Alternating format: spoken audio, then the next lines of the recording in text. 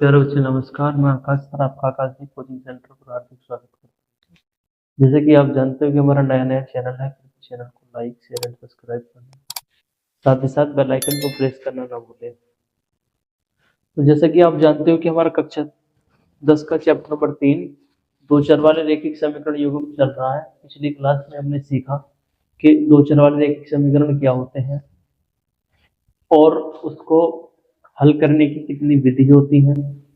उसमें से हमने एक विधि को सीखा था पिछली क्लास में, उस विधि का नाम था विलोपन विधि। तो विलोपन विधि का एक सवाल मैंने आपको खुद कर कर दिखाया था और दूसरा सवाल आपको मैंने होमवर्क में दिया था। तो क्या होती है विलोपन विधि, मैंने आपको कल बताया था। और दो चर वाले रैखिक समीकरण के प्रत्येक शब्द का मतलब क्या होता है ये हम कल सीख चुके हैं। हम सीख रहे हैं विलोपन विधि। क्या सीख रहे हैं? विलोपन विधि। तो आज और देखते हैं विलोपन विधि। पहला सवाल है 3x - 2y बराबर में 6, समीकरण फर्स्ट। 5x + 2y बराबर में 10, समीकरण सेकंड। तो इस तरीके से हमें दो समीकरण मिलेंगी। इन दो समीकरण में से हमें इस सवाल को किस तरीके से हल करना है। तो क्या करेंगे, सबसे पहली लाइन हमें लिखनी होगी सवाल में कि समीकरण फर्स्ट है और ये समीकरण सेकंड है। इन दोनों समीकरणों को हम कौन सी विधि से हल करना सीख रहे हैं? विलोपन विधि से। तो मैं लिखूंगा समीकरण फर्स्ट व सेकंड को विलोपन विधि से हल करने पर, विलोपन विधि से हल करने पर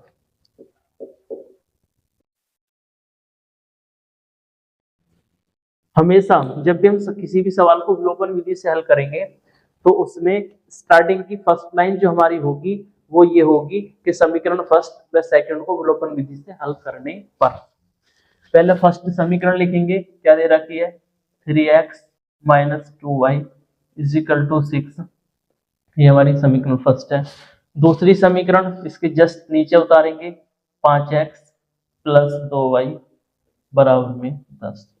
ये होगी हमारी समीकरण सेकंड। इतना लिखने के तुरंत बाद पिछली क्लास में मैंने आपको एक लाइन लिखवाई थी। विलोपन विधि की दो शर्त हैं। कौन कौन सी? कि हमें कोई सा एक चर काटना है, कटता वो है जो बराबर तथा प्लस माइनस में होता है। दो शर्त कौन कौन सी? एक तो चर क्या होने चाहिए? बराबर होने चाहिए, और दूसरी शर्त कि वो प्लस माइनस में होनी चाहिए। तो इसमें देखो बराबर कौन है? 2y क्या है? बराबर। प्लस माइनस में है, हाँ। दोनों शर्त पूरी है। दो शर्त एक बार मैं लिख देता हूं यहाँ पे। शर्त है हमारी, कितनी शर्त है? दो। कौन कौन सी? पहली शर्त, चर क्या होना चाहिए? बराबर होना चाहिए, और दूसरी शर्त प्लस माइनस में होना चाहिए।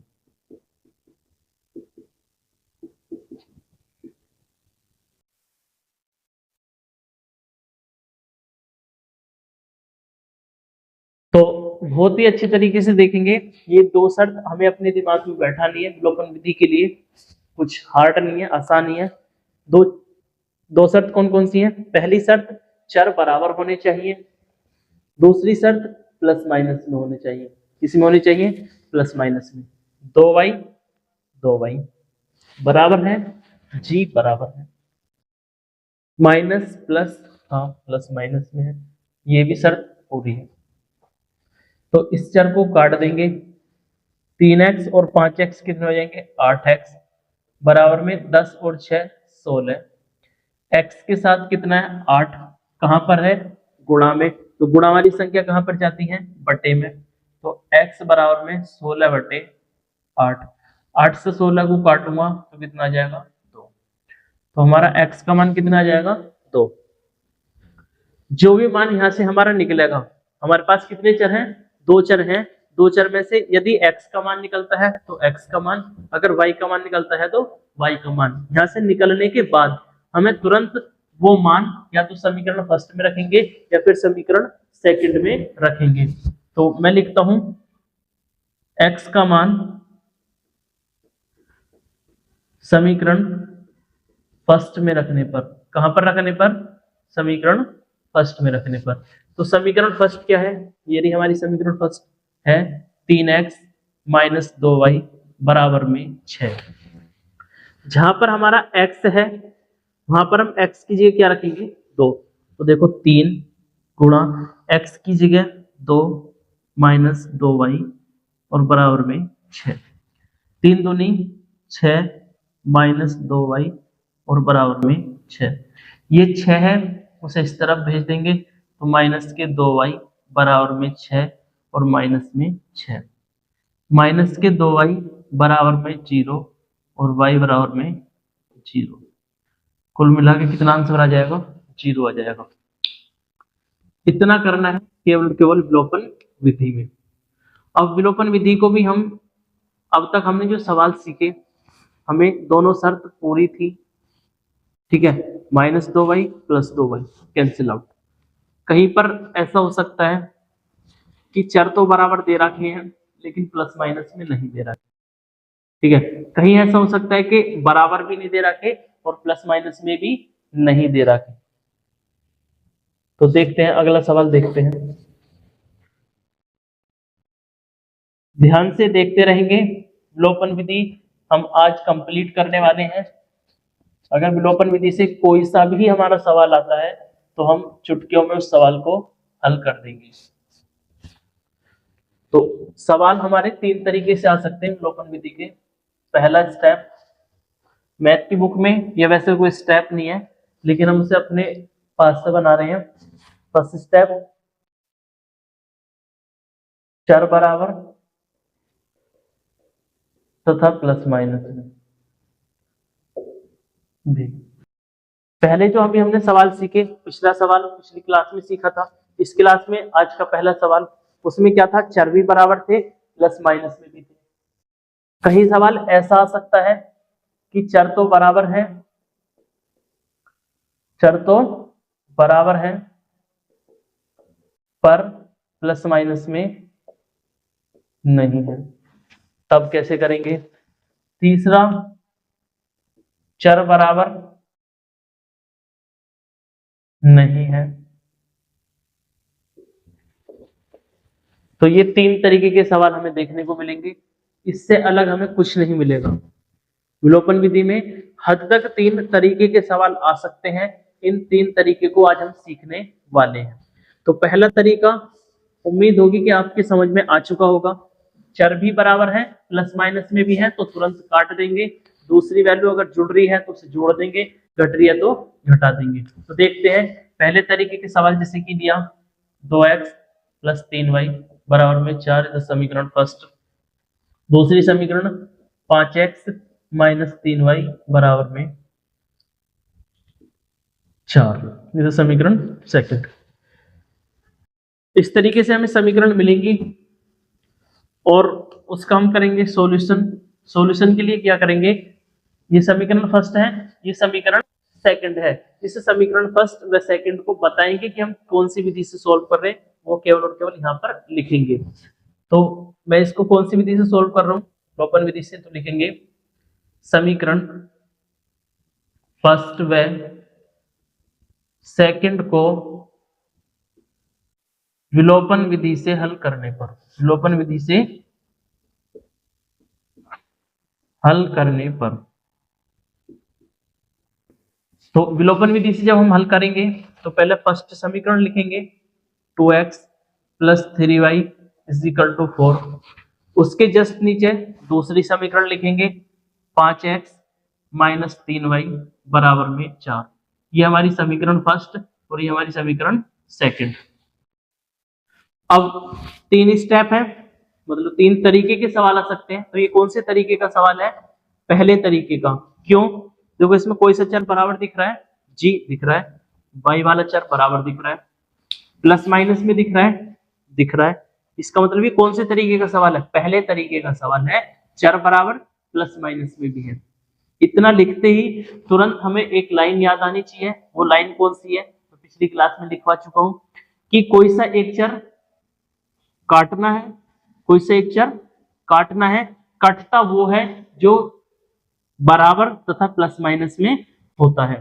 मैं एक बार यहाँ पे लिख देता हूँ कि कल मैंने क्या लाइन लिखवाई थी, उसको नोट में हमें क्या करना है, हमेशा याद करना है कि क्या है, कोई सा एक चर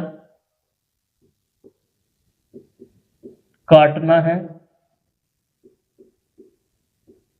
कटता वो है जो बराबर तथा प्लस माइनस में होता है। तो विलोपन विधि से जब भी तुम सवाल को सॉल्व करोगे तो हमें ये लाइन तो तुरंत याद होनी चाहिए कि कोई सा एक चर काटना है, कटता वो है जो बराबर तथा प्लस माइनस में होता है। इसमें बराबर दिख रहा है, दिख रहा है, प्लस माइनस में दिख रहा है, दिख रहा है, तो इसको देंगे काट, क्या बचेगा 5x और 2x क्या हो जाएंगे 7x, और बराबर में 4 और 4 8, x के साथ क्या है 7 से बटे में भेजेंगे तो हो जाएगा x बराबर में 8/7। 7 से 8 कट जाएगा, नहीं कटेगा, इसका मतलब हमारा ये फाइनल आंसर है। फिर लिखेंगे x का मान आया, x का मान समीकरण फर्स्ट में रखने पर, यहां पर रखता हूं मैं, समीकरण फर्स्ट कितनी है 2x प्लस 3y बराबर में 4। जहां पर x है वहां पे 8/7 रखना है, तो रखता हूं 2 गुणा 8/7 प्लस 3y और बराबर में 4।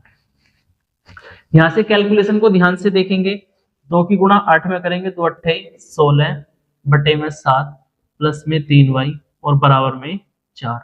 इस संख्या को इस तरफ भेजेंगे तो हो जाएगा 3y बराबर में 4 माइनस 16 बटे में 7, बटे में 1 मानेंगे, क्रॉस मल्टीप्लाई करेंगे तो लिखेंगे 3y बराबर में 7 चौक 28 माइनस 1 की गुणा 16 में 16 बटे 7। आगे आते हैं, 3y बराबर में 28 में से 16 जाएंगे तो कितना बचेगा 12 और बटे में 7। अब यहाँ पे ये फाइनल है, y के साथ कितना है 3, इसे भेजेंगे बटे में, बटे में ऑलरेडी एक संख्या है तो क्या लगा कर लिखेंगे गुणा लगा कर, तो लिखेंगे y बराबर में 12/7 और गुणा में 3, 3 से 12 कट जाएगा 4 बार, तो हो जाएगा y बराबर में 4/7। एक तरीके का तो ये सवाल आएगा जिसमें हमें कुछ नहीं करना, चर भी बराबर दे रखे और प्लस माइनस में भी दे रखे। दूसरे तरीके का सवाल चर बराबर है पर प्लस माइनस में नहीं है, तो देखते हैं दूसरे तरीके का सवाल क्या है।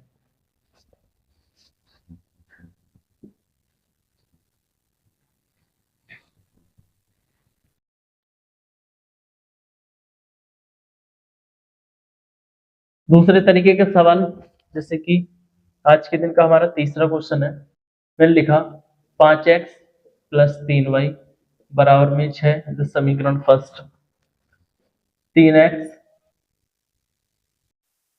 प्लस 3y बराबर में हमारा हो जाएगा 20 18, कितना 18, समीकरण सेकंड। 5x प्लस 3y बराबर में 6, समीकरण फर्स्ट, 3x प्लस 3y बराबर में 18, समीकरण हो जाएगी सेकंड। तो लिखते हैं यहाँ पे इसका सॉल्यूशन। सॉल्यूशन में ये फर्स्ट समीकरण है, ये सेकंड समीकरण है, इसे हम कौन सी विधि से हल कर रहे हैं, विलोपन विधि से। यहाँ पे लिखेंगे कि समीकरण फर्स्ट व सेकंड को विलोपन विधि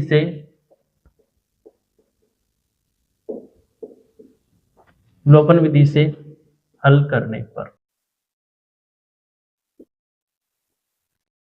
इतना लिखने के तुरंत बाद पहले फर्स्ट समीकरण लिखेंगे 5x प्लस 3y बराबर में 6, समीकरण फर्स्ट।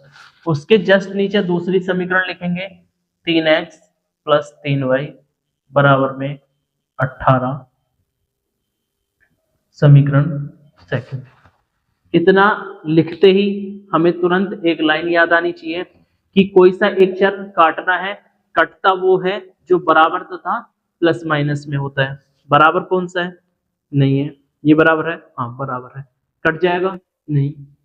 कटता कौन है? जो बराबर होता है तथा प्लस माइनस में होता है। तो बराबर तो ये है लेकिन प्लस माइनस में नहीं है। तो ये कौन से तरीके का सवाल हुआ? हमारा दूसरे तरीके का सवाल हुआ।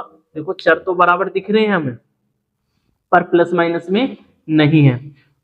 ऐसी स्थिति में क्या करेंगे?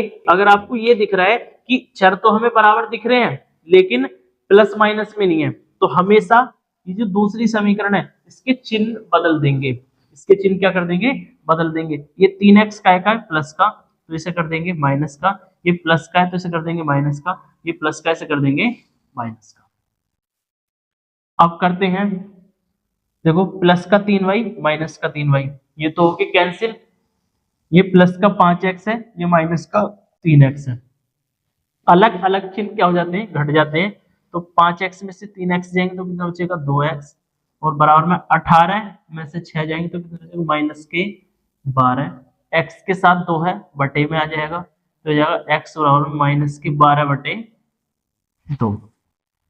2 से 12 को काटेंगे तो कितना आएगा? x बराबर में माइनस का 6। x का मान आ गया।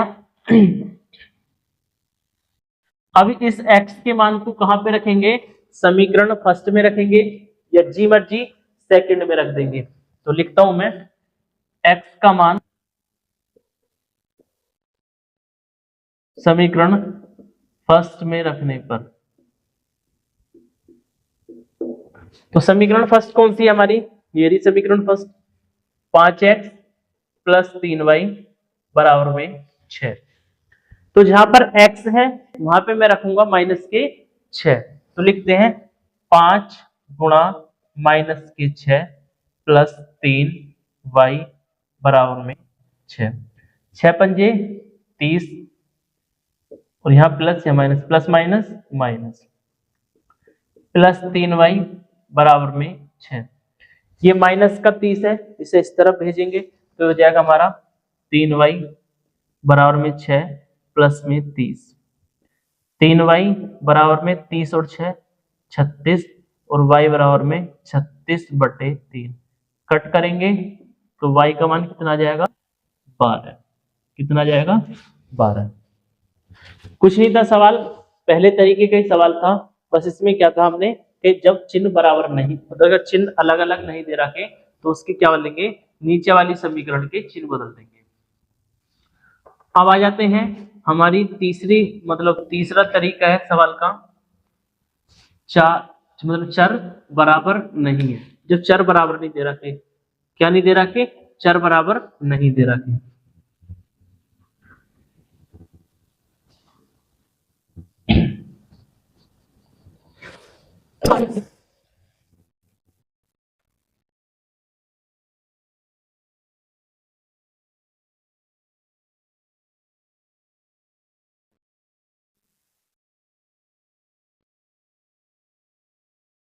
देखेंगे आज के दिन का चौथा सवाल।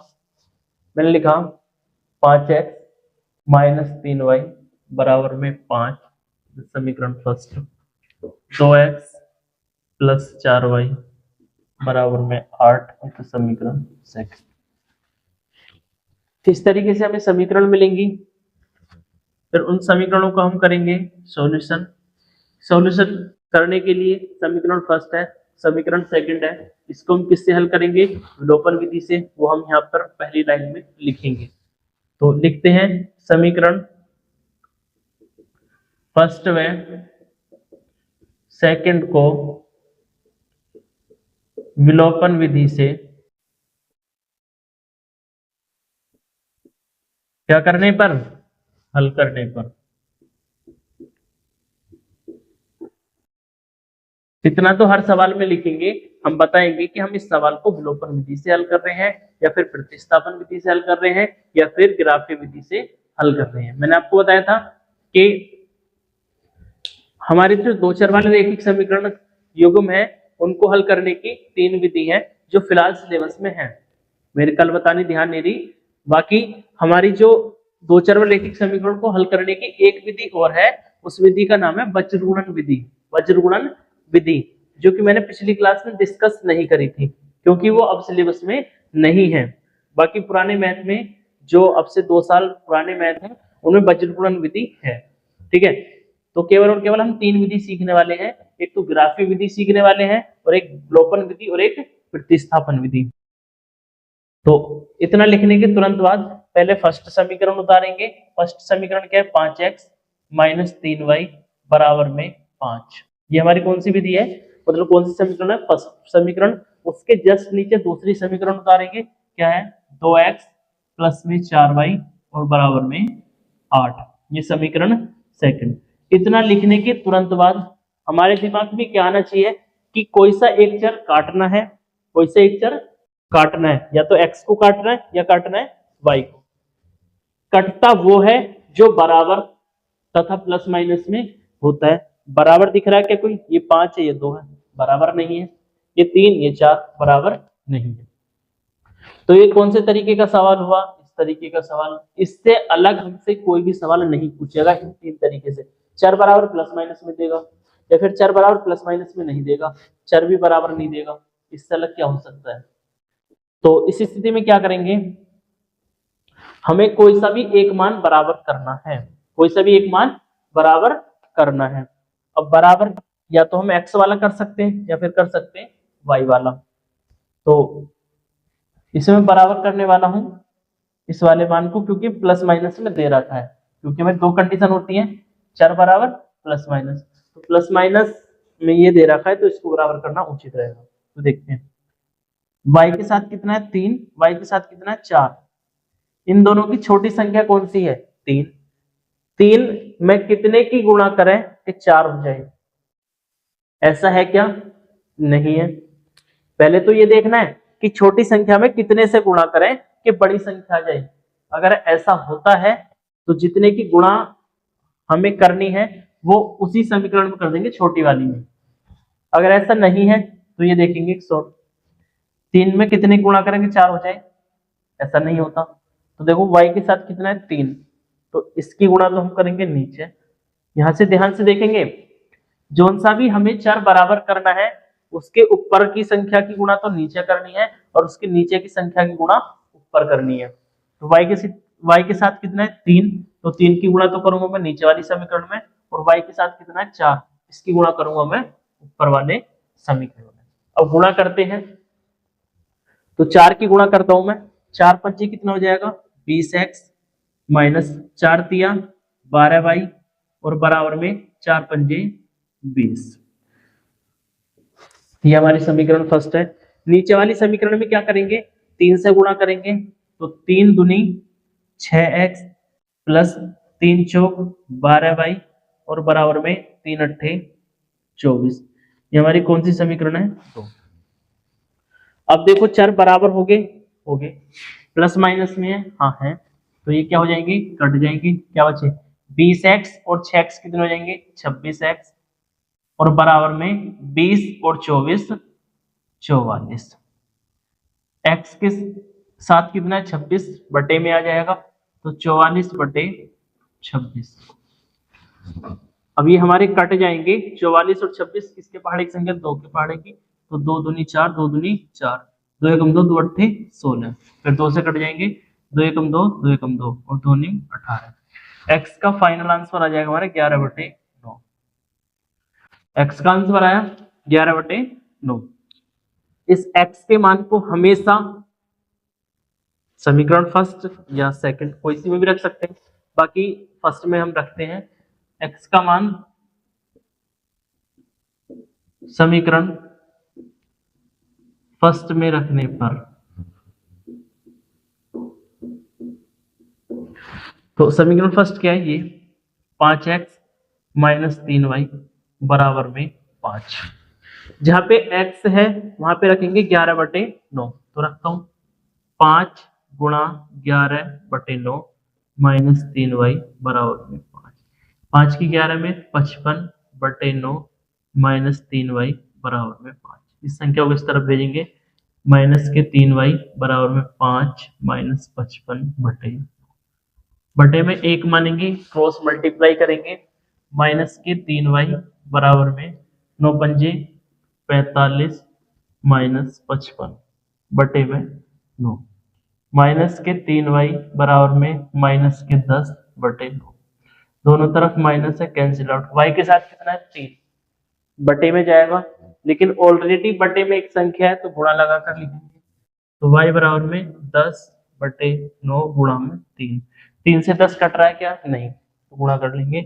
y बराबर में 10 बटे 9 3 27। ये हमारा हो जाएगा फाइनल आंसर। तो उम्मीद होगी कि आपको तीनों तरीके के सवाल हमारे समझ में आए होंगे। तो आगे देखना है, कुछ सवाल में 2 सवाल आपको होमवर्क में दूंगा, आपको करने हैं। अगर नहीं होते तो उन सवालों को मैं आपको सॉल्व कराऊंगा अगली क्लास में।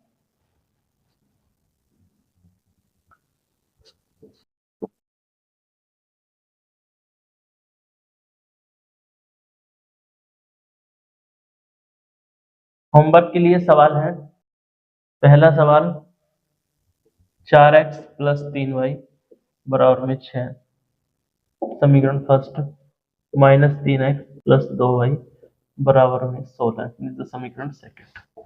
दूसरा सवाल है 5x माइनस 3y बराबर में 4 समीकरण फर्स्ट, 2x माइनस 3y बराबर में 10 समीकरण सेकंड। इन दोनों सवालों को हमें सॉल्व करना है अच्छे तरीके से। देखो यहाँ पे माइनस 3y माइनस, दूसरे तरीके का सवाल है। यहाँ पे देखो कोई भी बराबर नहीं दिख रहा, ये हमारा तीसरे तरीके का सवाल है। होमवर्क में ये 2 सवाल करने हैं और उनके आंसर मुझे कमेंट करने हैं। तो मिलते हैं नेक्स्ट क्लास में, तब तक के लिए धन्यवाद।